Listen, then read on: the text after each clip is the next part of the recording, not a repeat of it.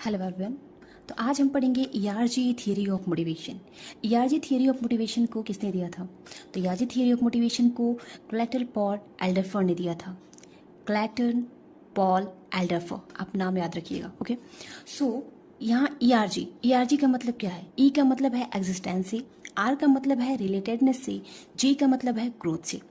तो एल्डरफर्ड ने Abraham Maslow जो हमें थियरी दिए थे, जिसे हम हिरार्की ऑफ नीड थियरी के नाम से जानते हैं, उसे ही 1969 में मॉडिफाई करके ईआरजी थियरी को इंट्रोड्यूस कराया था।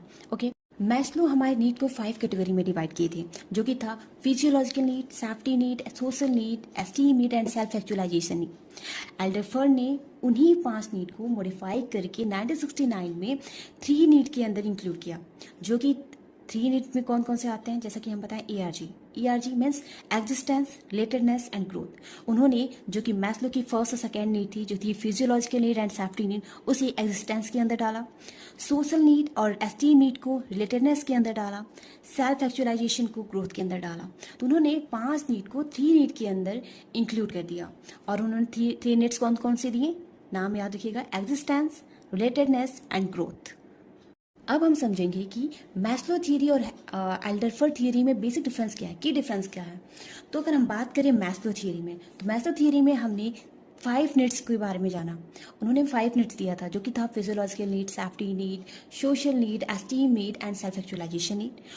वहीं एल्डरफर्ड ने 3 नीड्स को इंट्रोड्यूस कराया था, जो कि था एग्जिस्टेंस, रिलेटेडनेस एंड ग्रोथ।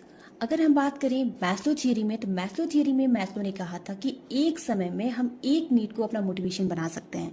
वहीं एल्डरफर्ड ने कहा था कि नहीं, ऐसा जरूरी नहीं कि एक समय पे एक ही नीड हमारी मोटिवेशन बनेगी, एक से अधिक नीड भी हमारी मोटिवेशन हो सकती है एक समय पर।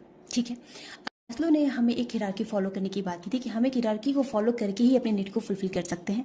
वहीं एल्डरफर्ड ने कहा था कि नहीं, हम एक हिरार्की में ही चले, ऐसा ज़रूरी नहीं है। हर इंडिविजुअल अपने नीड को अपने चॉइस, अपने अकॉर्डिंग उसे चूज़ कर सकता है और उसे फुलफिल कर सकता है।